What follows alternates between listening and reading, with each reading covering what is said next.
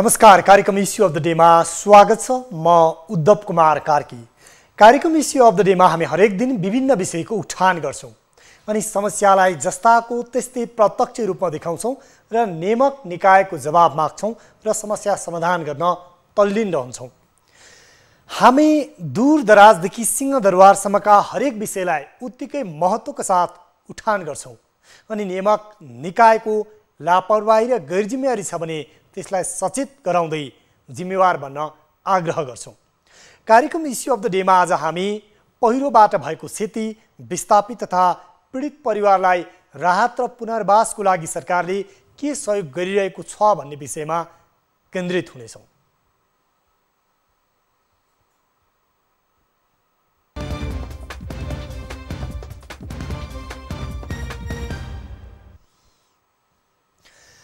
सिन्धुपाल्चोकमा यस वर्ष पहिरोबाट सबैभन्दा बढी क्षति भयो। चौथो पटक शनिबार अर्थात् गैराती ठूलो पहिरो गएको छ। 12 बिसे नगरपालिकाको 3वटा स्थानमा गएको पहिरोमा परि बेपत्ता भएका 31 जना मध्ये 7 जनाको शव भेटिएको छ भने 24 जना अझै बेपत्ता छन्। अहिले उद्धार र खोजी कार्य जारी छ। प्राकृतिक विपत्तिले हरेक वर्ष नेपालमा ठूलो धनजनको क्षति हुने गरेको छ। गृह मन्त्रालयको तथ्याङ्क अनुसार यस वर्ष जेठ 30 गतेदेखि भदौ 28 गतेसम्म यो 3 महिनाको अवधिमा बाढी पहिरोका कारण 310 जनाको मृत्यु भयो। 115 जना घाइते भए। 160 जना झन्डै त्यस्तै अवस्थामा छन् र 115 जना बेपत्ता भए। 725 परिवार विस्थापित छन्। नेपाल प्राकृतिक विपदको दृष्टिकोणले विश्वकै जोखिम मुलुक मध्यमा पर्छ। तर न बाढी पहिरोको जोखिम जान्दा जान्दै पूर्व सतर्कता अपनाइन्छ न त राहत र उद्धारको काम नै प्रभावकारी हुन्छ। अझ विस्थापितहरूको बिजोग र बिलौना त भनिसाध्य छैन। कुन कुन जिल्लामा यस वर्ष बाढी पहिरोले कति क्षति भयो? सुरुमा यो रिपोर्ट हेरौँ।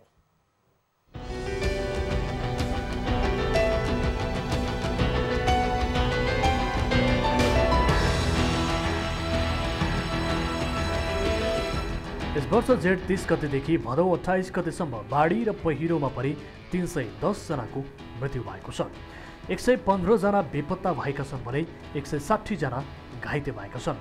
बाढी पहिरोले सबैभन्दा बढी मानवीय क्षति सिन्धुपाल्चोकमा भएको छ भने आर्थिक क्षति मोरङमा भएको छ। गृह मन्त्रालयको तथ्याङ्क अनुसार पहिरोबाट कुल 395 परिवार प्रभावित भएका छन् भने बाढीबाट 630 परिवार विस्थापित भएका छन्। एक सिन्धुपाल्चोक। यस वर्षको मनसुनमा पहिरोबाट सबैभन्दा बढी क्षति सिन्धुपाल्चोकले बेहोरेको छ।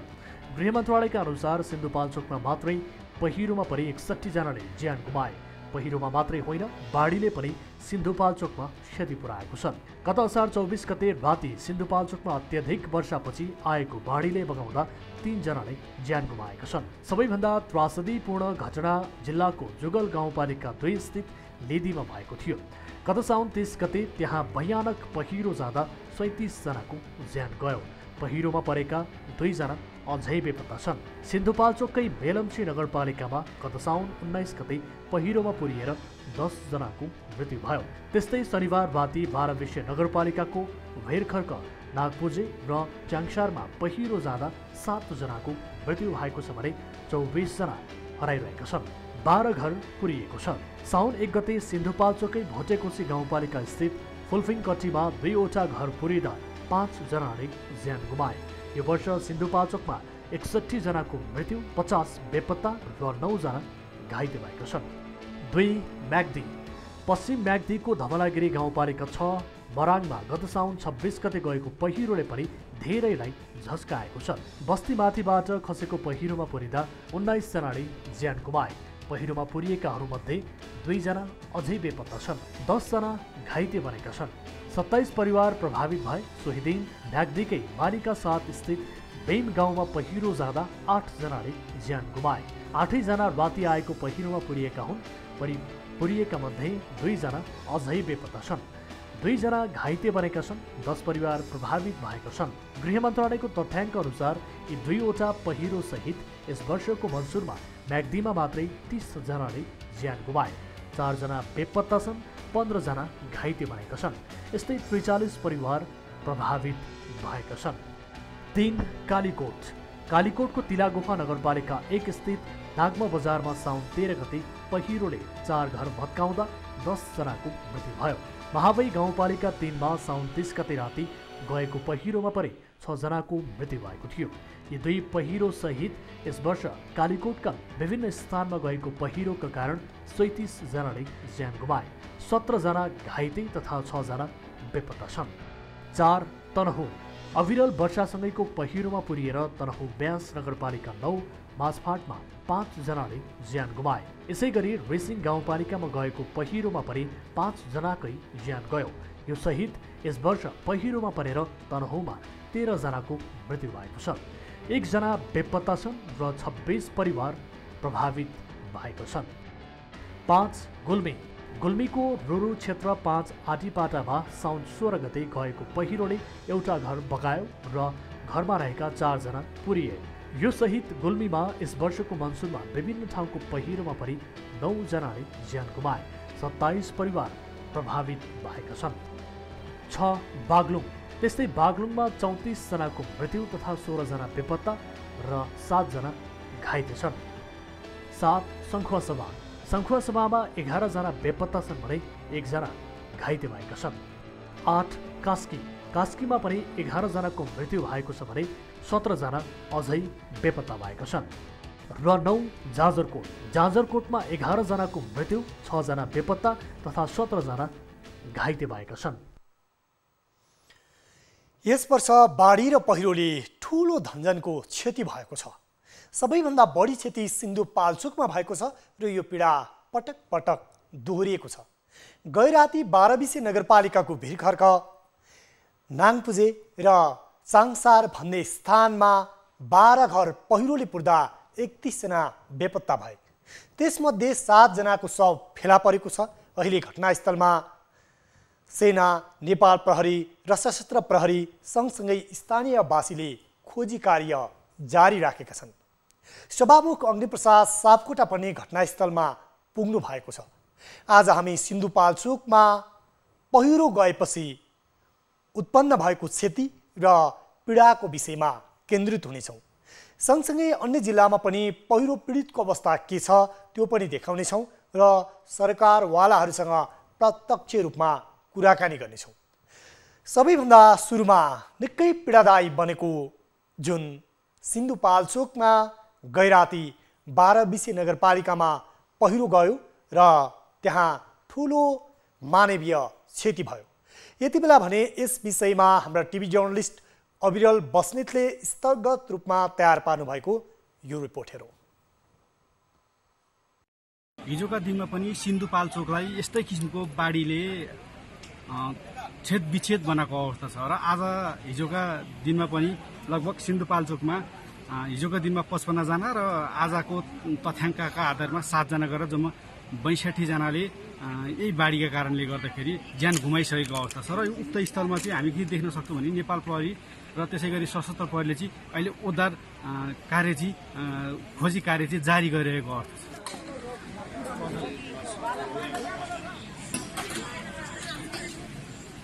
नागपुर एरिया भनेको यो घुमथाङ गाविसकै सुरक्षित ठाउँ भनेर चिनिने ठाउँ हो। यहाँ चर्किने भाँसिने त्यस्तो केही पनि थिएन। त्यहाँ खोलाले तल अलिकति मात्रै तानेको थियो, अरू त्यस्तो केही थिएन। र योभन्दा माथि भिरखर्क भन्ने छ, त्यो भिरको खेतमा चाहिँ स्थानान्तरण गर्ने भन्ने कुरो थियो त्यहाँ चाहिँ।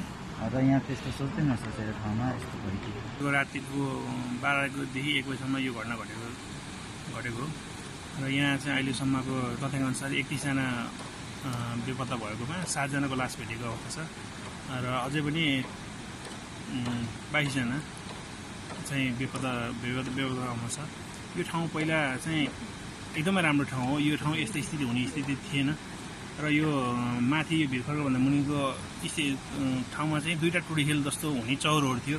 त्यो नागेर पनि यहाँ यो ठाउँमा आएर चाहिँ यो राम्रो बस्तीमा लगाएर ध्वस्त भएको स्थिति छ अहिले।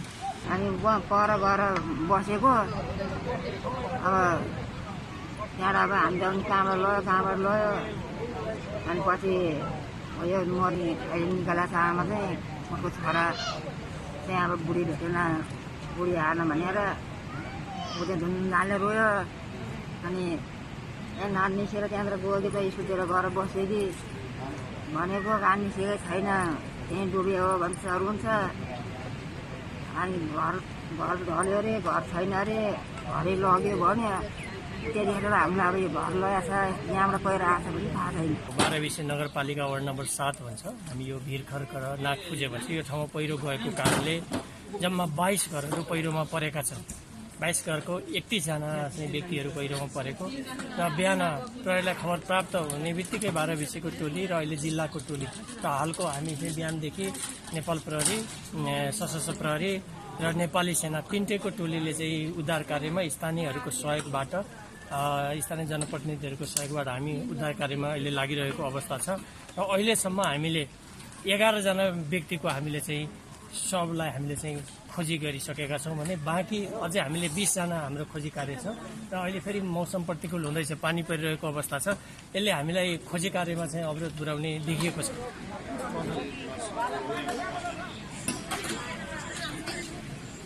प्राकृतिक प्रकोपले सिन्धुपाल्चोकलाई बारम्बार झस्काएको अवस्था छ।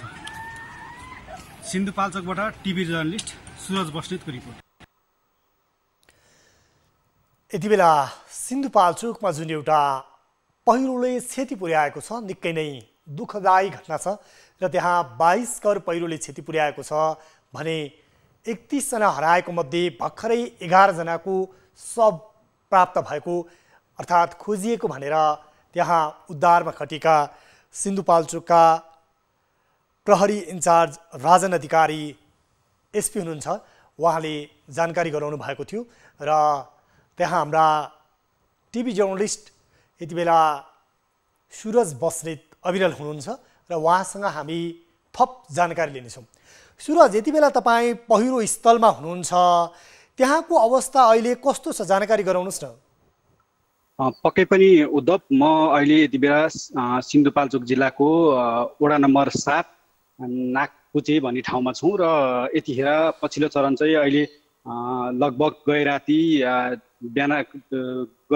लगभग बिहानको 3 बजेको समयमा चाहिँ यहाँ चाहिँ एउटा पहिरोले चाहिँ यो सिन्धुपाल्चोकको यो नागपुजे भन्ने ठाउँलाई चाहिँ छेदविच्छेद बनाएको अवस्था छ र अहिले यतिखेर चाहिँ जसको परिवार चाहिँ अहिले लापत्ता हुनुहुन्छ अथवा यो पहिरोले चाहिँ बेपत्ता बनाएको छ उहाँहरू चाहिँ शोकमा हुनुहुन्छ र जसको शव भेटेको छ उनीहरू शोकमा हुनुहुन्छ र पछि अरू आफन्तहरू चाहिँ अझै पनि नभेटिँदा कि भन्ने आशमा हुनुहुन्छ। उद्धव, तपाईँले त्यो 3 ठाउँको अवस्थाको विषयमा हामीलाई स्थलगत रिपोर्ट पनि पठाउनु भयो। त्यहाँ निकै एउटा हृदय विदारक घटना भएको छ, शोक मग्न बनेको छ। त्यहाँ त्यो 3वटै स्थानीय स्तरमा जहाँ पहिरो गएको छ त्यहाँ यति बेला खोजी कार्य उद्धारको काम चाहिँ कसरी भइरहेको छ नि?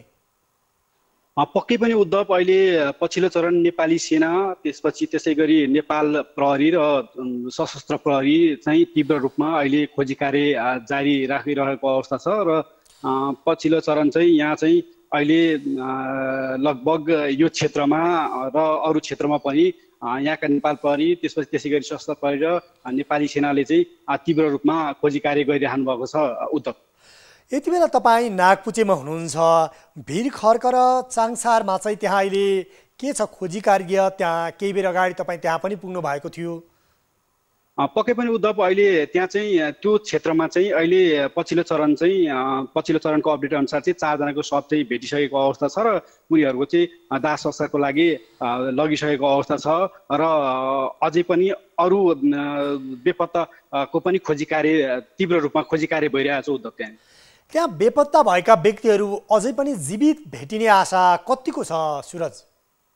पक्कै पनि उद्धव, अब कतिपय आशा चाहिँ अब कम्प्लिटली यहाँका आफ्ना इष्टमित्र अथवा नातेदारले चाहिँ मारिसकेको अवस्था छैन। यद्यपि पछिल्लो तथ्याङ्क अनुसार अहिले जति पनि जस्तो अहिले पछिल्लो चरण चाहिँ हामीले 11 जनाको चाहिँ त्यो बेपत्ता भएमध्ये 31 जना बेपत्ता भएमध्येमा 11 जनाको शव भेटेको अवस्थामा चाहिँ 11 जनाको चाहिँ शव भेटेको कारणले गर्दाखेरि सम्भावना कम देखिन्छ। उद्धव, अहिले त्यहाँ जसरी खोजी कार्य जारी राखिएको छ, जो उद्धार गरिएका व्यक्तिहरू छन्, त्यो उद्धार गरिएका व्यक्तिहरू नजिकै त्यो बस्तीको नजिकै भएका व्यक्तिहरू उहाँहरूलाई चाहिँ कहाँ लगिएको छ? यति बेला अन्त बस्तीबाट अन्त स्थानान्तरण गर्नको लागि त्यहाँ कुनै त्यस्तो प्रयासहरू भएको छ कि छैन?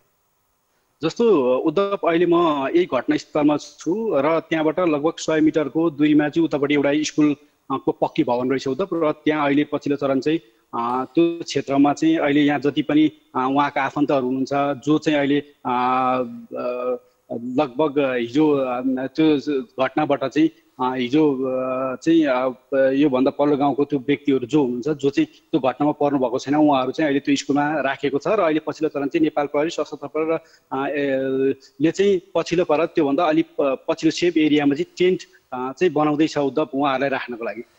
त्यहाँ मैले तपाईँको पछाडि पृष्ठभूमिमा त्यहाँ धेरै मानिसहरू पनि देखिरहेको छु। सायद पीडित परिवार, स्थानीय, त्यहाँ राहत र उद्धारको लागि आउनुभएका व्यक्तिहरू पनि हुनुहुन्छ होला। तपाईँसँगै कोही त्यहाँका स्थानीय छन् कुराकानी गर्नको लागि? कुराकानी गर्न सकिन्छ यति बेला? उद्धव, अहिले हामी यो अहिले डिस्टेन्समा छौँ र म अहिले जुन ठाउँमा छु त्यहाँबाट त्यहाँ जान चाहिँ लगभग बिचमा चाहिँ त्यो दलदल छ उद्धव। र मैले त्यहाँ खुट्टा टेक्दा चाहिँ लगभग आधी खुट्टा चाहिँ त्यो भासिने एरिया छ र उहाँहरू चाहिँ त्यो अहिले रोड त्यहाँ सडक संरचनामा बसिराख्नु भएको छ उद्धव। र त्यहाँका आफन्त अथवा त्यहाँ रेड क्रसका साथीहरू हुन्छ, उहाँहरूसँग भलाकुसारी गरिराख्नु भएको छ उद्धव। त्यहाँ कति क्षेत्रफल जति पहिरोले क्षति पुर्याएको छ, के आकलन गर्न सकिन्छ? कति ठुलो क्षेत्रमा चाहिँ त्यहाँ पहिरो गएको छ? पहिरो खास जानुको कारण चाहिँ के देखिन्छ त्यहाँ प्रारम्भिक अनुमान गर्दा? विशेष गरी यो भूकम्पको कारण, बस्ती पहिला नै थिलथिलो भएको कारण, धाजा फाटेको कारण पानी पसेर हो, अथवा अन्य केही कारण बाढीहरू आएर के देखिन्छ सुरज? जस्तो उद्धव, म यहाँ आएपछि मैले यहाँको पहिलाको संरचना के रहेछ भनेर त्यहाँ साथीहरूसँग फोटो पनि रहेछ उद्धव, र त्यो फोटोहरू हेरेँ र यो अहिले जुन क्षेत्रमा पहिरो गएको छ, जस्तो माथिल्लो भेगदेखि यो मेरो पृष्ठभूमिमा देख्न सक्नुहुन्छ, त्यो क्षेत्र चाहिँ पुरै पहिला चाहिँ यहाँ चाहिँ तपाईँको खेत रहेछ उद्धव। र अझ योभन्दा अलि उतापट्टि चाहिँ यदि यो पहिरो त्यता गएको भए अझ बढी क्षति हुन्थ्यो उद्धव, किनभने त्यो योभन्दा अझ त्यो पछिल्लो बस्ती चाहिँ अथवा योभन्दा अलि उतापट्टि बस्ती अझ बाक्लो घन जङ्गल के अरे घन बस्ती छ उद्धव। र के देख्न सकिन्छ भने यहाँ चाहिँ जस्तो त्यहाँ मैले स्थानीयसँग समन्वय गरेँ, सहकार्य गरेर उहाँहरूसँग बुझेँ यहाँको जस्तो पहिला पनि बस्ती स्थानान्तरण गर्नुपर्ने अवस्था थियो कि यहाँको भूगोल अलिकति कमजोरी थियो कि अथवा के थियो भनेर मैले त्यहाँ कुरा गर्दाखेरि उहाँले चाहिँ के प्रतिक्रिया दिनु पर्यो भने यो कहिले पनि हामीले नसोचेको कुरा हो र यहाँ चाहिँ पहिला पनि हाम्रो भूगोल खोइ मजाले बसेकै थियो, त्यस्तो खासै त्यस्तो स्थानान्तरण गर्नुपर्छ भनेर कसैले पनि भनेको पनि थिएन र यसरी एक्कासी यसरी दुर्घटना हुन्छ भनेर हामीले सोचेको पनि थिएन, हामीले नसोचेको कुरा भयो भनेर व्यापक जनगुनासो आएको छ उद्धव। ठुलो क्षति भएको छ। तपाईँ दोलखाबाट बिहानै सिन्धुपाल्चोकको रिपोर्टिङ गर्न पुग्नु भएको छ। योभन्दा अगाडिका पहिरोहरूमा पनि त्यहाँ तपाईँले निकै जोखिम मोलेर रिपोर्टिङ गर्नुभएको थियो सुरज। तपाईँ दोलखादेखि त्यहाँसम्म पुग्दा चाहिँ कसरी पुग्नुभयो?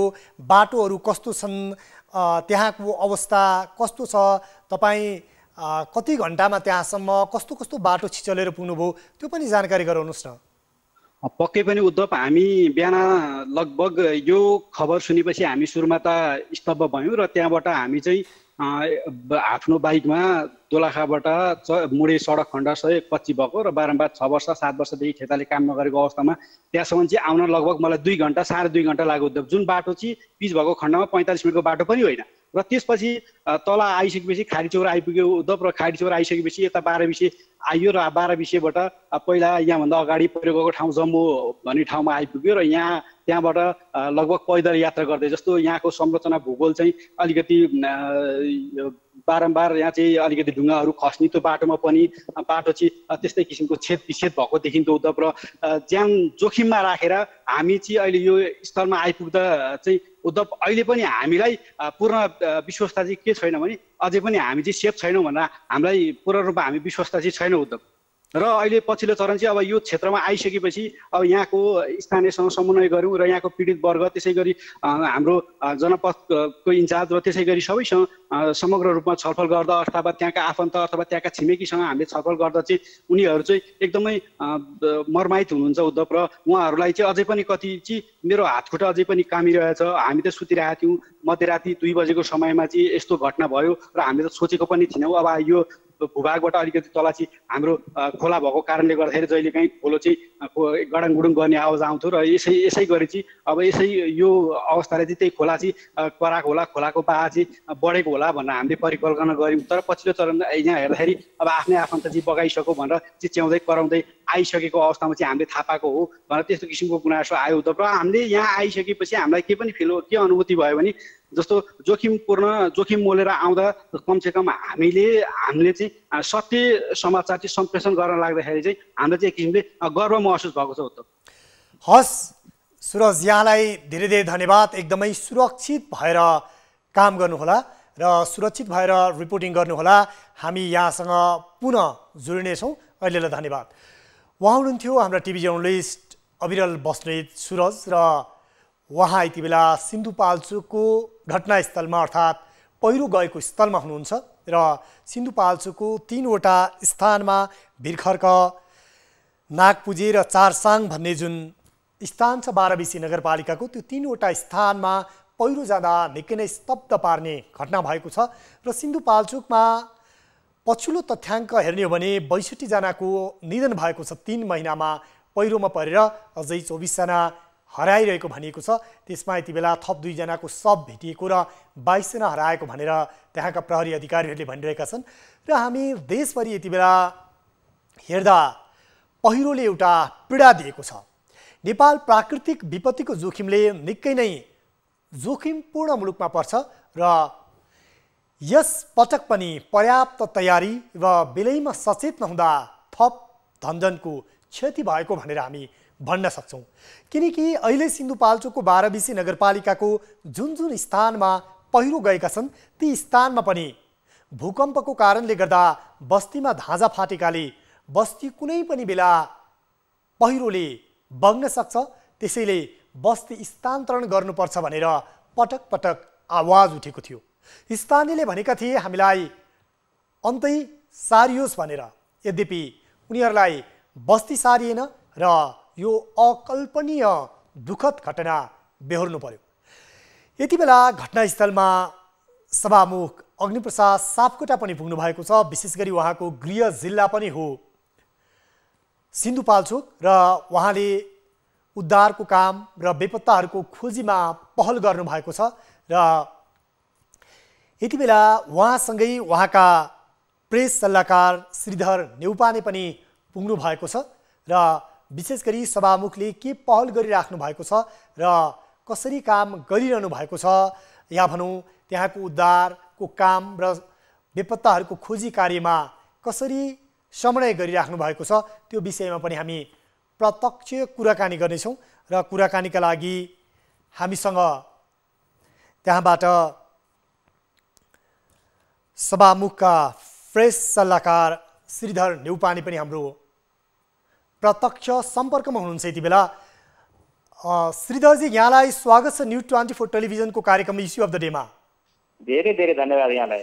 यति बेला सभामुखसँगै यहाँ पनि यो जुन पहिरो गएको स्थलमा पुग्नु भएको छ, यहाँहरू बिहानै 4 बजे नै हिँड्नु भएको थियो घटनास्थलमा जान। योभन्दा अगाडि पनि 3 चोटि गएको पहिरोमा प्रत्यक्ष रूपमा सभामुखज्यू त्यहाँ पुग्नु भएको छ। उहाँ सभामुखज्यूसँगै हामीले कुराकानी गर्ने प्रयास गरेका थियौँ, यद्यपि प्राविधिक कठिनाइको कारणले हामीले यहाँसँग कुराकानी गरिरहेको छौँ, उहाँसँग कुराकानी गर्न सकेनौँ। अहिले घटनास्थलमा त्यहाँको अवस्था यहाँहरूले के पाउनुभयो? यहाँहरू बिहान कति बजे पुग्नुभयो? जानकारी गराउनुहोस् न। धेरै धेरै धन्यवाद यहाँले जोडिने अवसर दिनुभएकोमा।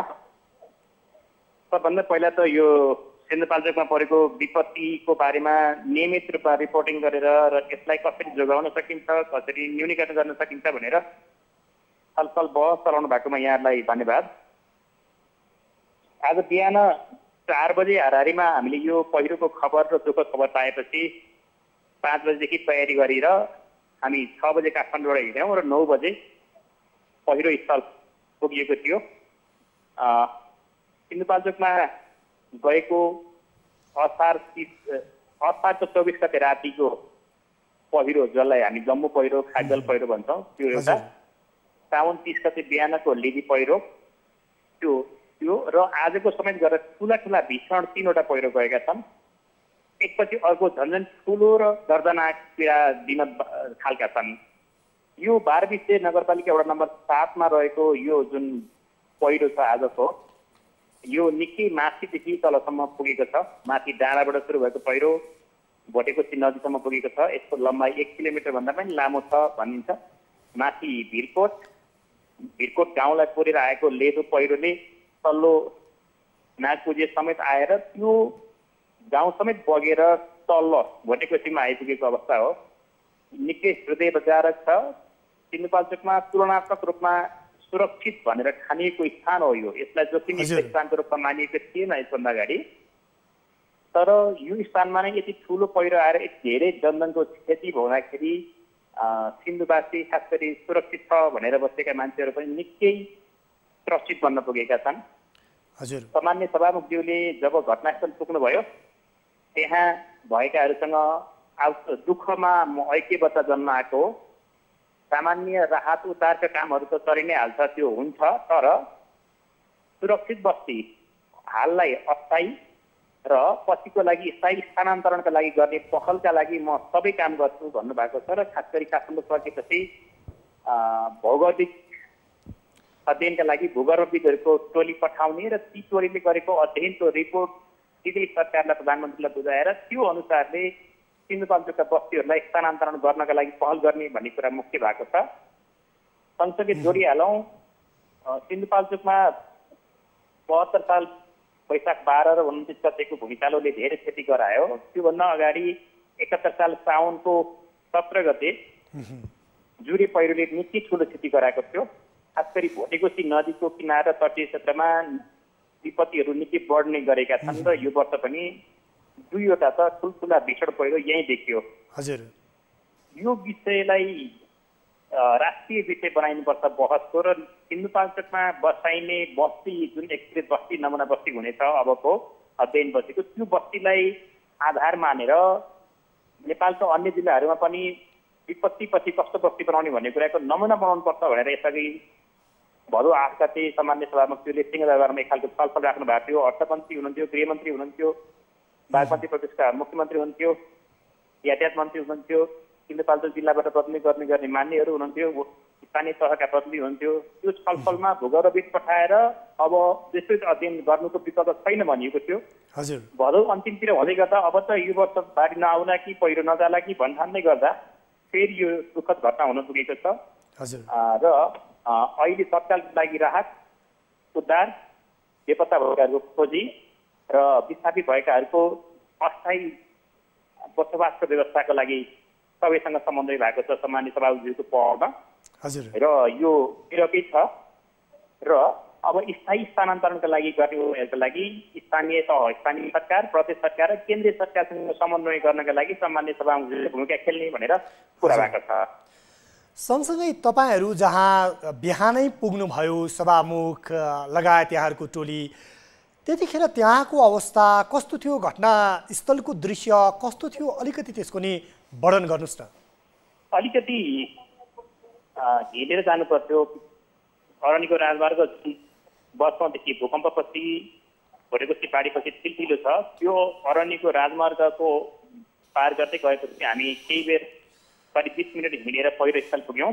हजुर, पहिरो स्थल भन्दा पनि पहिरोको पुछारमा पुग्यौँ र पहिरोको सिरानसम्म पुग्नु झन्नै हामीले हेर्दाखेरि 1-1.5 घन्टा समय लाग्यो त्यहाँ। हजुर, त्यो पहिरोको सबैतिर गएर हेर्ने सम्भावना पनि थिएन, त्यहाँ रिस्क अझै बाँकी छ पनि भन्ने कुरा आइरहेको थियो। हजुर, भदौको चर्को घाम थियो, मुनिपट्टि भोटेकोसी सुसाइरहेको थियो। पहिरोमा पुरिएकाहरूको आफन्तहरू, गाउँका मान्छेहरू आँखा रचाइरहेको थियो। एउटा अकल्पनीय दृश्य देखिएको थियो। ख्याल जस्तो लाग्दै साँच्ची भयो यो ठाउँ त सुरक्षित थियो भनेर बसेको। सबै मान्छे बगे, आफन्त बगे भनेर भन्दै हुनुहुन्थ्यो।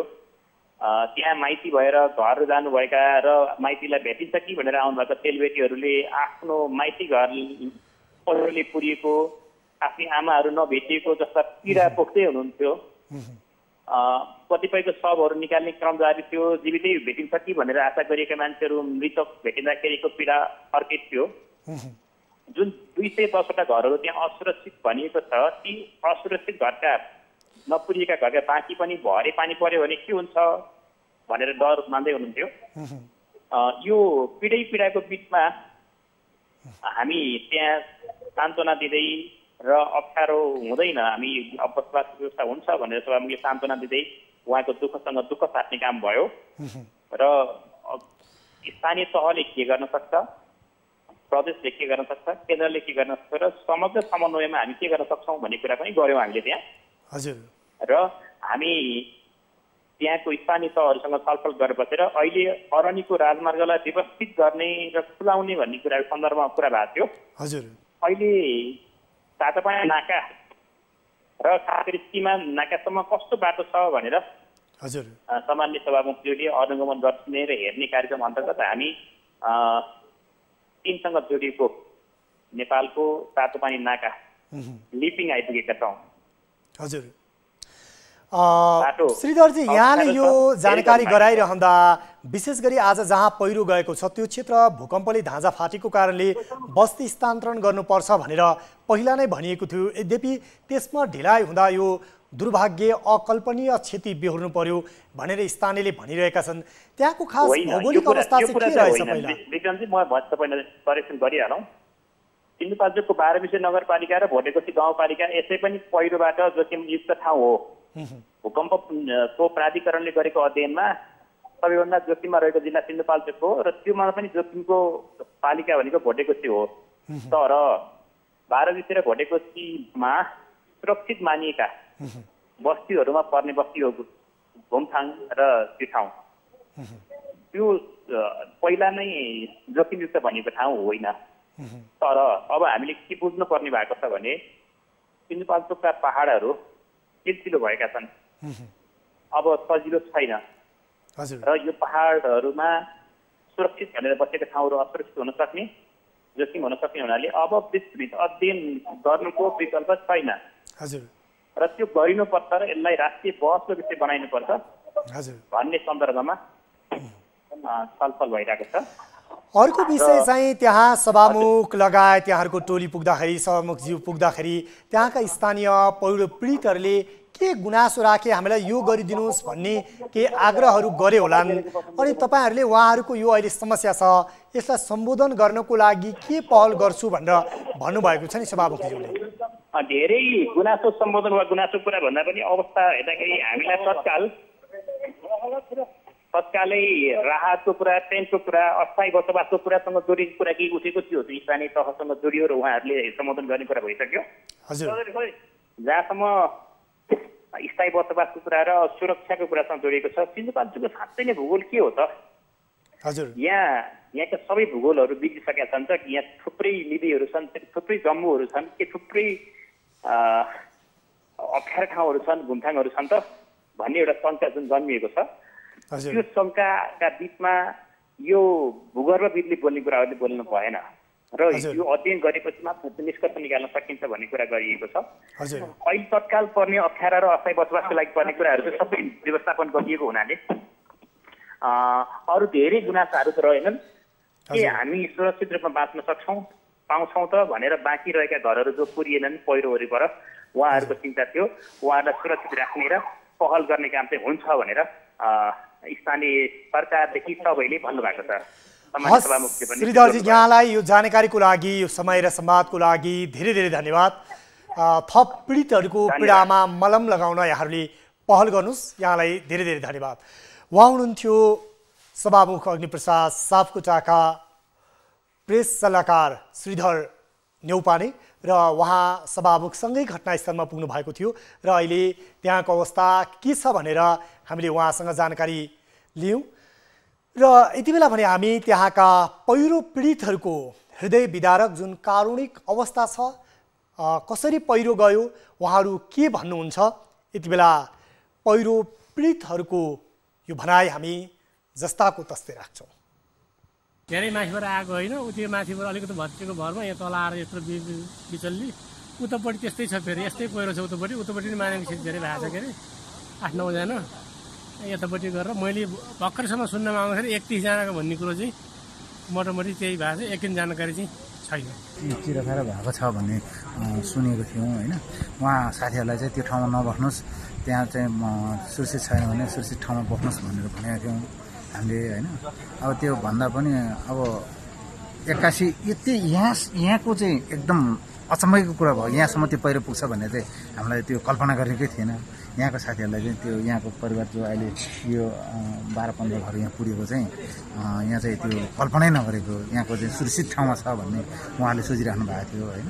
मामा माइजू र बहिनी चाहिँ यहीँ धेरै वर्षपछि, मामा धेरै वर्षपछि बच्चा भएको थियो। बहिनी 10 वर्ष जति, मामा अब 60 वर्षको उमेर। गुरुटुटु गरेर अब चाहिँ घरहरूमा चाहिँ पुरै थर्का होइन, घर यहीँ नजिकै। अनि अब हामी चाहिँ पहिला पनि यो असारको बेलामा चाहिँ बारी खोलाले त्यो गुटुटु गरिरहेको थियो कि हामीले चाहिँ त्यही खोला होला भन्ने ठान्यो। अनि त्यसपछि खोला होला अब अहिले अलिक ऊ भयो भनेर फेरि बस्छु त्यो सुत्दाखेरि फेरि पारीबाट चाहिँ हेडलाइट फर्काएर यता फर्काइसकेपछि अनि यता पाइङ खोला बौलायो भने यो पाइङ खोला हुन्छ यसलाई चाहिँ। अनि बौलायो भनेपछि अनि भागु भनेपछि अनि हामी नि उठेर गएर अनि पर एक ठाउँमा सबै जम्मा भएर हामी त्यहाँ बस्यौँ। पारीको पहिरो आयो, पारीतिर पहिरो आयो कि अब भोटे गोसीको हो कि भन्ने भयो हामीलाई चाहिँ। हामीले टर्च बालेर बुहारी पारी चाहिँ हेऱ्यौँ, अन्धकार पानी आएछ त्यस्तै देखेनौँ नि हामीले त होइन। अनि पछि पो अनि होइन र यहीँको आएर भने अनि त्यहाँ राति उनीहरू टर्च बालेर अनि हामी त माथि गाउँमा गएर बस्यौँ रातभरि। अनि अहिले बिहान राम्रो उज्यालो भइसक्यो अनि बल्ल आएको। पुरेको चाहिँ जम्मा 34 जनाको हिसाब गर्छ। यो थियो सिन्धुपाल्चोकका 12 विषयका पहिरो पीडितहरूको त्यहाँको अवस्था कसरी पहिरो गयो भनेर उहाँहरूले बताउनु भएको थियो। हामी कार्यक्रम इस्यु अफ द डेमा छौँ र आज हामी पहिरोको पीडा भनेर विशेष गरी सिन्धुपाल्चोक लगायत देशभरि बाढी पहिरोले ठुलो क्षति पुर्याएको छ र पछिल्लो समय गैराती मात्र सिन्धुपाल्चोकमा ठुलो धनजनको क्षति हुने गरी पहिरो गएको छ। विशेष गरी 12 विसी नगरपालिकाको भिरखर्क, नागपुचे र साङसारमा पहिरो गएको छ र अहिलेसम्म त्यहाँ 7 जनाको शव प्राप्त भयो भनिएको छ र 22 जनाभन्दा बढी बेपत्ता छन्।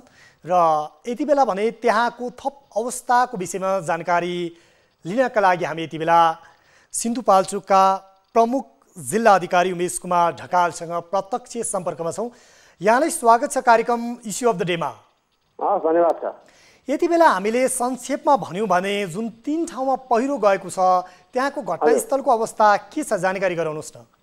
असाध्यै अब यो किसिम भन्नुहुन्छ भनेदेखि दर्दनाक स्थिति छ होइन, धेरै क्षति भएको छ। अब चाहिँ त्यो एरियामा चाहिँ अब पहिरोको एकदम जोखिमको स्थिति देखिन्छ। अब राति चाहिँ एउटै पहिरोबाट पनि 2वटा बस्तीलाई बगाएको देखिन्छ। त्यसै गरी अर्को पहिरोहरू पनि देखिन्छ, सानो सानो पहिरो पनि देखिन्छ र त्यो एरियामा असाध्यै चाहिँ दर्दनाक स्थिति छ। अब यहाँलाई भनिसके अघि यहाँले भने जस्तै 20 जना मानिसको बेपत्ता हुनुहुन्छ, 11 जनाको शव फेला परेको छ अहिलेसम्म।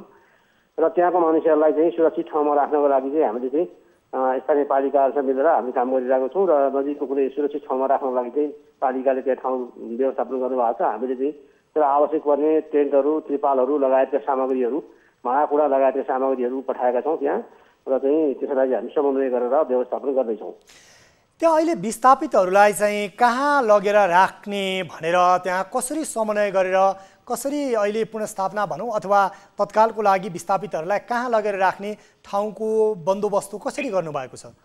पक्कै पनि अब यहाँ हामीले चाहिँ 2-3 ठाउँको त्यहाँ स्थापना गरेका थियौँ। त्योमध्ये चाहिँ नजिकै एक ठाउँमा चाहिँ अलिकता सुरक्षित ठाउँमा चाहिँ तत्काललाई चाहिँ राख्ने भन्ने कुराहरू भएको छ। त्यो स्थानीय पालिकाले, स्थानीय विपद व्यवस्थापन समितिले छलफल गरेर टुङ्गो लगाउनु भएको छ र चाहिँ अहिले चाहिँ हामीले चाहिँ उहाँहरूलाई चाहिँ कसरी सुरक्षित बनाउन सकिन्छ र कति परिवार त्यहाँ चाहिँ सुरक्षित बनाएर लाने हो भन्ने कुरामा स्थानीय विपद व्यवस्थापन समितिसँग समन्वय गरेर काम गरिरहेको छौँ। नजिकै ठाउँमा चाहिँ हामीले त्यहाँ उहाँलाई राख्न कोसिस गरिरहेको छौँ। जुन निकै एउटा दुःखदायी घटना भयो अहिले त्यहाँ जुन 11 जनाको शव फेला परेको छ, अन्यको खोजी कार्य जारी छ। फेला परेको शवहरूलाई व्यवस्थापन अर्थात् सद्गत गर्नको लागि कसरी व्यवस्था मिलाइएको छ यो विषयमा पनि जानकारी गर्नुहोस् न। हजुर, त्यहाँ नेपाल प्रहरीको टोली पनि त्यही छ, नेपाल प्रहरी, सशस्त्र परिबल र नेपाली सेनाको टोली पनि छ र त्यहाँ हामीले चाहिँ सुरक्षा निकायले समन्वय गरेर उहाँहरूलाई चाहिँ स्थानीय पालिकाहरूसँग, स्थानीय चाहिँ भदरबल्ला पनि जससँग त्यहाँ चाहिँ उद्धारकर्ताहरूसँग समन्वय गरेर त्यसको कामहरू अगाडि बढाएका छौँ। शनाखत पनि भइसकेको स्थिति छ सबैको नाम नामी सहित, तर प्रहरीले त्यसमा चाहिँ काम गरिरहेको स्थिति छ। अर्को विषय चाहिँ यहाँहरूले त्यो नजिकको जहाँ जोखिम देखिएको छ अहिले पहिरोको कारणले ती बस्तीहरूलाई तत्काल स्थानान्तरण गर्ने गरी काम गर्नु भएको छ अथवा ती बस्तीहरू यथास्थानमै रहने अवस्था र अहिले जुन प्रभावित परिवारलाई मात्रै त्यहाँ राहत उद्धारको काम भइरहेको छ? हजुर, यसो 222 परिवारको आकलन भएको छ। त्यसको वरिपरिको हिसाबले 222 परिवारको हामीले आकलन गरेका छौँ र 222 परिवारलाई नै हामीले चाहिँ कसरी हामीले चाहिँ त्यहाँ चाहिँ सुरक्षित गर्ने, सुरक्षित ठाउँमा सार्ने भन्ने हिसाबले हाम्रो प्लानिङ हो र चाहिँ हामी त्यस आधारमा काम गरिरहेका छौँ। हस्, यहाँलाई जानकारीको लागि धेरै धेरै धन्यवाद। उहाँ हुनुहुन्थ्यो सिन्धुपाल्चोकका प्रमुख जिल्ला अधिकारी उमेश कुमार ढकाल र विशेष गरी त्यहाँ 3 स्थानमा पहिरो गयो र पहिरोपछि अहिलेको अवस्था के छ भनेर हामीले जानकारी लियौँ र विशेष गरी अहिले त्यहाँ पीडित परिवारलाई जो बचेका छन् उनीहरूको लागि राहतको काम र उनीहरूलाई पाल लगायत भाँडाकुँडा दिएर अन्यत्र अहिले तत्कालको लागि वासस्थान मिलाउने गरी काम भइरहेको छ भने जो पहिरोमा पुरिएका छन्, हराएका छन् उनीहरूको नेपाली सेना, सशस्त्र प्रहरी र नेपाल प्रहरीले खोजी कार्य जारी राखेको छ। नेपाल प्राकृतिक विपदको दृष्टिकोणले निकै नै जोखिम मुलुकमा पर्छ र हरेक वर्ष यस्ता घटना घटिरहन्छन्। हो, प्राकृतिक विपत्ति टारेर टर्दैन र यो विपत्ति आउँछ नै र यस्ता विपदमा मानिसहरूको ज्यान जान्छ। तर त्यो भन्दैमा विपदलाई न्यूनीकरण गर्न नसकिने भने होइन। हामीले यदि बेलैमा भौगोलिक दृष्टिकोणले कहाँ बस्ती बस्न योग्य छ, कहाँ छैन भनेर हेर्ने हो भने त्यसै गरी बाढी पहिरो जस्ता जुन जोखिम हुने जुन स्थलहरू छन् ती स्थलबाट बस्तीलाई व्यवस्थित गर्ने हो भने र तत्कालै यस्ता विपदपछि उद्धारका कामहरू र राहतका कामहरू प्रभावकारी हुने हो भने मानवीय जुन धनजनको क्षति छ त्यो क्षतिलाई निश्चय पनि न्यूनीकरण गराउन सकिन्छ। खास गरी नेपालमा प्राकृतिक विपदको दृष्टिकोणले नेपाल कस्तो अवस्थामा छ र के गरियो भने यो क्षतिलाई न्यूनीकरण गर्न सकिन्छ भनेर हामी कुराकानी गर्नेछौँ। यो विषयमा कुराकानी गर्नको लागि यति बेला हामीसँग विपद विज्ञ डाक्टर गङ्गालाल तुलाधर हाम्रो प्रत्यक्ष सम्पर्कमा हुनुहुन्छ। यहाँलाई स्वागत छ न्युज 24 टेलिभिजनको कार्यक्रम इस्यु अफ द डेमा। हजुर, धन्यवाद, नमस्कार। हुन त यहाँ एउटा राजनीतिक पृष्ठभूमिको व्यक्तित्व पनि हुनुहुन्छ, नेतृत्व पनि गरिरहनु भएको छ। विशेष गरी यहाँको विज्ञता भनेको यो विपद विज्ञको रूपमा हामीले यहाँलाई चिन्छौँ, यही विषयमा विद्यावारिधि गर्नुभएको छ।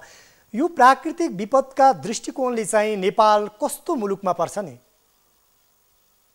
प्राकृतिक विपदका हिसाबले हाम्रो देश नेपाल चाहिँ विश्वमै यो जलवायु परिवर्तन जन्य जोखिमका हिसाबले 4थो नम्बरमा पर्छ। भूकम्पीय जोखिमका हिसाबले हाम्रो देश 11औं नम्बरमा पर्छ।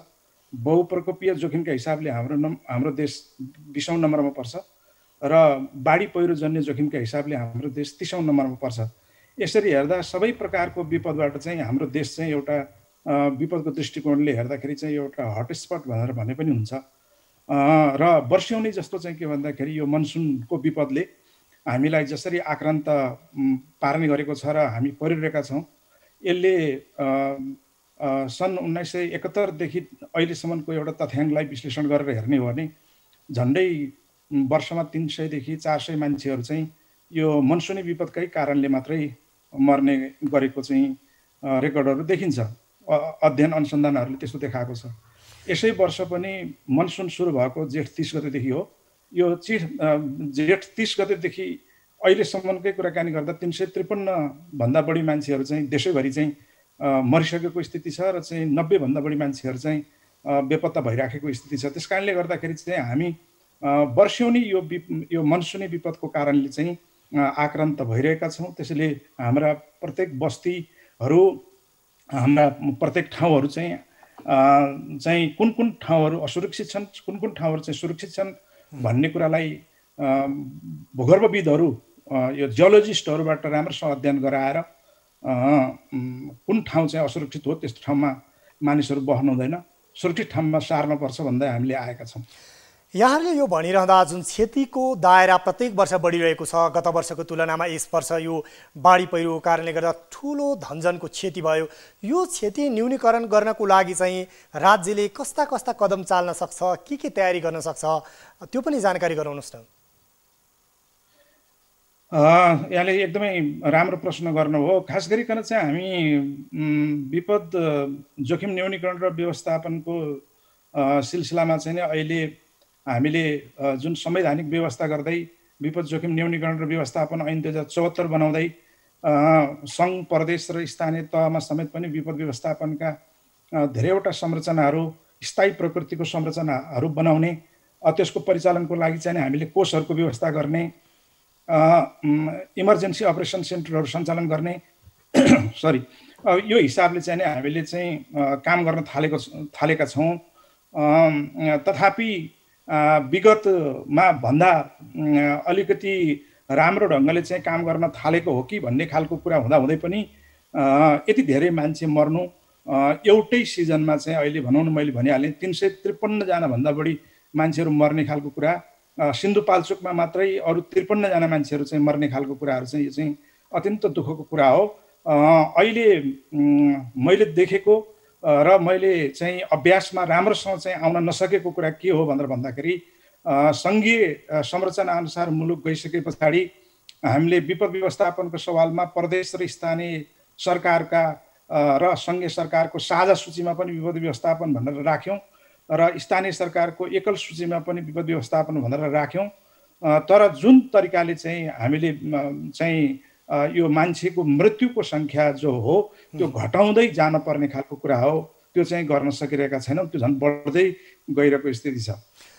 अर्को विषय चाहिँ यति बेला राज्यले जुन एउटा विपद जोखिम न्यूनीकरणको लागि, राहत उद्धारको लागि गृह मन्त्रालय अन्तर्गत जुन तयारी गरेको छ, विशेष गरी हामीले हेर्ने हो भने राष्ट्रिय आपतकालीन कार्य सञ्चालन केन्द्रको पनि स्थापना गरेको छ।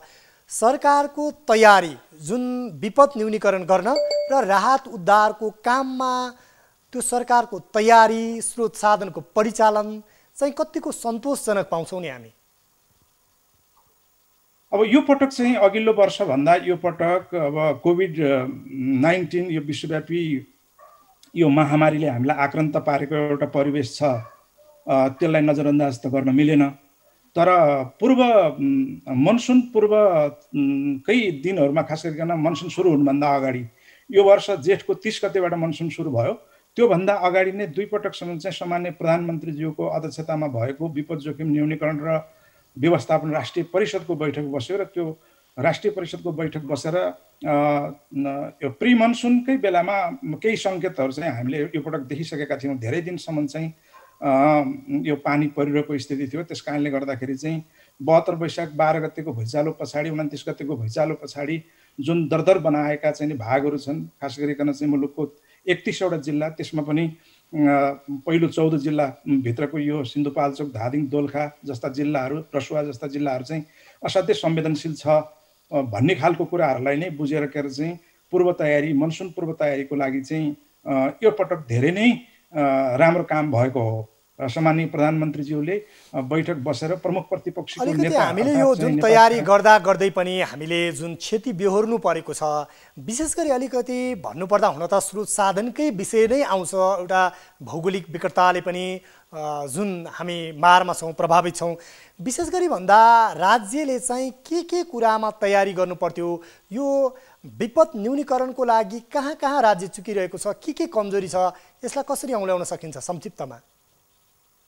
यसलाई संक्षिप्तमा मैले भन्नुपर्दा खास गरिकन अहिले सिन्धुपाल्चोकको लिदी र अहिले गुम्थाङको पहिरोकै बारेमा कुराकानी गर्ने हो भने पनि त्यो क्षेत्र कति संवेदनशील क्षेत्र थियो भन्ने कुरा चाहिँ भूगर्भविदहरूले 4-5 वर्ष अगाडिदेखि नै अध्ययन गरेर प्रतिवेदन दिइसकेको पनि हो। अनि राष्ट्रिय पुनर्निर्माण प्राधिकरणले पनि अध्ययन गरेर कयौँ बस्तीहरू चाहिँ जोखिममा छ भनेर भनिसके पछाडि यसरी यो चाहिँ भौगोलिक हिसाबले चाहिँ जोखिम युक्त बस्तीहरू भनेर आइडेन्टिफाई गर्ने किसिमको कामहरू गरिसके पछाडि पनि मानिसहरू त्यहाँ बसिरहेका र तिनै मानिसहरूलाई चाहिँ पछि पहिरोले लगेको, मारेको खालको चाहिँ नि दृष्टान्तहरू छन् भनिसके पछाडि त यसमा चाहिँ राज्य पक्षको एकदमै ठुलो कमजोरी देखिन्छ। मानवको जीवन रक्षाका निम्ति आफ्नो चाहिँ एउटा जनउत्तरदायी सरकार हुनुको नाताले बेलैमा सरकारले चाहिँ उपयुक्त ढङ्गको कदम नचाल्दा अझ लिदिको कुराकानी गर्नुहुन्छ भने त त्यहाँका जनसमुदायहरूले 10 दिन अगाडि नै हामी असुरक्षित ठाउँमा छौँ, भूगर्भविदहरूले यो ठाउँ असुरक्षित छन् भनेर चाहिँ भनेको छ, त्यस कारणले गर्दा हामी मारिने पो हो कि हामीलाई अर्को सुरक्षित ठाउँमा लैजानुहोस् भनेर निवेदनै दिएका थिए। त्यसरी निवेदन दिँदै पनि चाहिँ वास्ता नगरेर त्यहाँको त्यो पहिरोले मान्छे मार्यो। अहिले फेरि अर्को खालको चाहिँ स्थिति भयो। यो चाहिँ 168 मिमीसम्म चाहिँ पानी एक रातमा चाहिँ पर्यो भन्ने त्यहाँका साथीहरूले मलाई रिपोर्टिङ गर्नुभएको छ। र त्यो भनेको त कस्तो भन्दाखेरि 140 मिमी भन्दा माथि पानी परिसके पछाडि केही बाँकी नै रहँदैन, त्यो भेल पहिरोले चाहिँ बगाउने खालको स्थिति बन्छ। र चाहिँ खास गरिकन चाहिँ यो 72 वैशाख 12 गतेको भुइँचालो पछाडि जुन चाहिँ मैले अघि भने दरदर अवस्थामा पुगेको जुन जमिन हो, कयौँ समयदेखि चाहिँ फिसफिसी पानी पर्नेदेखि लिएर एक रातमा चाहिँ मुसलधारे पानी ओइरिने पनि त्यही क्षेत्र, खास गरिकन सिन्धुपाल्चोकको निर्वाचन क्षेत्र नम्बर 1 को यही क्षेत्रहरू चाहिँ सबभन्दा बढी संवेदनशील छ भनेर हामीले पनि पटक पटक भन्दै आएका हौँ, मिडिया मार्फत पनि भन्दै आएका हौँ। तर पनि चाहिँ के भन्दाखेरि त्यसको सुनवाई उचित ठाउँबाट समयमै उचित समयमा हुन सकेन। दुःख हस्, यहाँलाई यो जानकारीको लागि, यो संवादको लागि, यो महत्त्वपूर्ण सुझावको लागि यहाँलाई धेरै धेरै धन्यवाद। उहाँ हुनुहुन्थ्यो विपद विज्ञ डाक्टर गङ्गालाल तुलाधर। र विशेष गरी नेपाल सरकारले सुनवाई नगर्दा र जुन एउटा राज्यको जनशक्ति या भनौँ मानवीय शक्ति भनेको सबैभन्दा ठुलो कुरा हो, र जहाँ मानिसहरू बाढी पहिरो र विपदको जोखिममा छन् र आफूहरू जोखिममा छु, बस्ती स्थानान्तरण गरिदिनु पर्यो भन्दा पनि राज्यले एउटा गैरजिम्मेवारीपन देखाउँदा, चासो नदिँदा यस्ता दुर्घटना बढिरहेका छन् भनेर उहाँले भन्नुभयो। र राज्यले पर्याप्त मात्रामा तयारी र स्रोत साधनको उचित व्यवस्थापन गर्न नसक्दा पनि यस्ता विपदजन्य दुर्घटना न्यूनीकरण हुन सकिरहेको छैन। र विशेष गरी 5 वर्ष अघि नै गएको भूकम्पको कारणले गर्दा सिन्धुपाल्चोकका विभिन्न बस्तीहरू त्यहाँ चिराचिरा परेर धाँजा फाटेका थिए र राष्ट्रिय पुनर्निर्माण प्राधिकरणले पनि त्यस्ता स्थानमा बस्ती राख्नको लागि उचित छैन र तत्काल स्थानान्तरण गर्नुपर्छ भनेका थिए। र स्थानीयहरूले पनि बस्ती स्थानान्तरणको लागि हार गुहार गर्दै आग्रह गरे। तर गाउँ गाउँमा सिंहदरबार भन्दै सङ्घीय सरकार, प्रदेश सरकारदेखि स्थानीय तहसम्मका सरकार छन्, तर ती कुनै पनि निकायले त्यस विषयलाई गम्भीरतापूर्वक लिएनन् र आज यो क्षति भोग्न बाध्य छन्। हो, यस्ता विपदलाई न्यूनीकरण गर्न सकिन्छ। नेपालभन्दा भौगोलिक दृष्टिकोणले पहाडी मुलुक र जलवायु परिवर्तनको दृष्टिकोणले अझै जोखिम मुलुकहरूमा पनि मानवीय क्षति कम गर्नको लागि बेलैमा मौसमी प्रतिकूलता आउँछ भनेर अगाडि नै विभिन्न तयारी गरेको देखिन्छ। तर नेपालमा भने ती पर्याप्त तयारी नहुँदा यस्ता दुःखद दुर्घटना हुने गरेका छन्। यति बेला हामी विभिन्न व्यक्तित्वहरूलाई जोड्ने क्रममा हामी गृह मन्त्रालयको राष्ट्रिय आपतकालीन कार्य सञ्चालन केन्द्रका प्रमुख मुरारी बस्ती यति बेला हाम्रो प्रत्यक्ष सम्पर्कमा आउनु भएको छ र उहाँसँग रहेर यति बेला सिन्धुपाल्चोकका पहिरो पीडितहरूलाई राहत उद्धारको काममा कसरी समन्वय गरिएको छ गृह मन्त्रालयले जानकारी लिनेछौँ। यहाँलाई स्वागत छ न्युज 24 टेलिभिजनको कार्यक्रम इस्यु अफ द डेमा। सुन्दैछु, सानो उसोट छ। यति बेला जुन सिन्धुपाल्चोकमा जुन पहिरो गएको छ, ती पहिरो पीडितका लागि यहाँहरूले यति बेला राहतको काम कसरी गरिराख्नु भएको छ? उद्धारमा त त्यहाँ सुरक्षाकर्मीहरू खटिरहनु भएको छ। अहिले चाहिँ त्यो घटनामा यहाँहरूले यो राहत लगायतको काम कसरी गर्नुभएको छ नि? सिन्धुपाल्चोकमा आज बिहान गएको पहिरोमा चाहिँ दुःखद 10 जनाको मृत्यु भइसक्न परेको छ, 21 जना बेपत्ता हुनुहुन्छ होइन। र त्यहाँ उद्धारका लागि चाहिँ 3वटै सुरक्षा निकाय लगायत स्थानीय प्रतिनिधिहरू, रेडक्रस लगायतको टोली फिल्डमा खटिरहेको छ। र जिल्लामा राहतको लागि चाहिँ जिल्लाबाट भएका राहतका सामग्रीहरू चाहिँ स्थानीय तहमा पुर्याइसकेको छ भने केन्द्रबाट पनि हामीले चाहिँ आवश्यक पर्ने त्रिपाल, टेन्ट, त्यस पछाडि म्याट्रेस जस्ता चाहिँ गैर खाद्य राहत सामग्रीहरू काठमाडौँबाट पनि पठाइसकेका छौँ। यो पनि साँझसम्ममा त्यहाँ पुगिसक्छ र करिब 250 घर परिवारलाई एड्रेस गर्ने गरी हुने गरी चाहिँ हामीले यहाँबाट पनि पठाएका छौँ र स्थानीय स्तरबाट पनि चाहिँ राहत सामग्री पठाइरहेको भनेर सिडिओ साहबले हामीलाई जानकारी दिनुभएको छ। र सबै अनि त्यस पछाडि अन्य त्यहाँका स्थानीयवासी र विभिन्न सङ्घ संस्थाहरूबाट पनि चाहिँ राहतको लागि चाहिँ समन्वय भइरहेको सिडी साहब जनाउनु भएको छ। यहाँहरूले यो समन्वय गरेर जुन राहतको कार्य गरिरहँदा यति बेला त्यहाँ विस्थापितहरूलाई पुनर्स्थापना गर्ने अथवा ती तत्काल राहत सामग्री कति पर्याप्त अपर्याप्त के छन् त्यो विषयमा पनि जानकारी गराउनुहोस् न। विशेष गरी अब उहाँहरूलाई तत्काल कहाँ राख्ने, कसरी व्यवस्थापन गर्ने काम भइरहेको छ?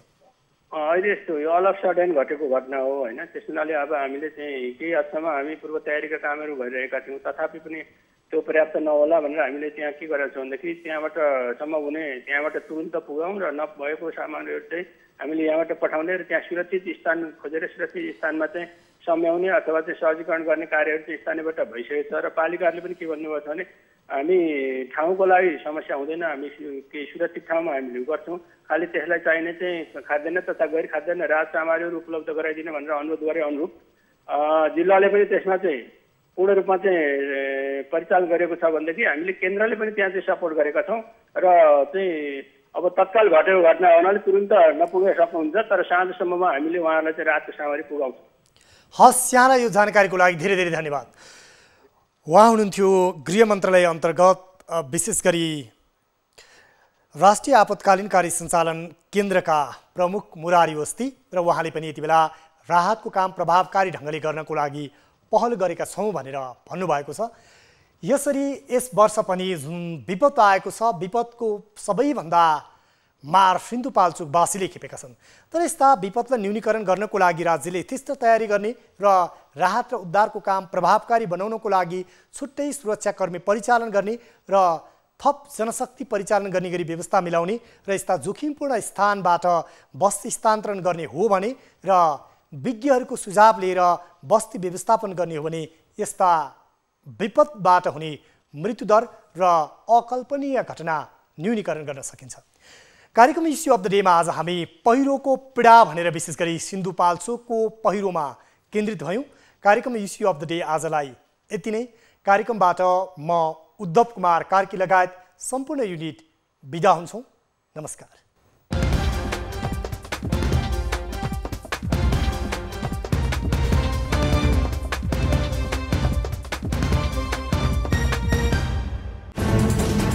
कोरोनाले सृजना गरेको सङ्कटमा पल पलका न्युज अपडेट र हर क्षेत्रको कभरेजका लागि न्युज 24 नेपाल युट्युब च्यानललाई सब्स्क्राइब गर्नुहोला।